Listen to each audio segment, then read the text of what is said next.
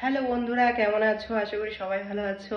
আমিও ভালো আছি। তা মঙ্গলবার, কালকে ছিল সোমবার।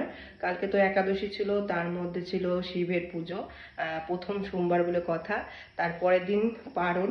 তা আজকে তো নিরামিষ রান্না করেছি। আর রাতের দিকে দেখো কি রান্না করছি, তোমাদেরকে দেখাচ্ছি। এই দেখো, রাতে ফ্রাইড রাইস, আলুর দম। কেমন লাগছে? মাঝে মাঝেই খাওয়া হয়, কিন্তু ভিডিও করা হয় না।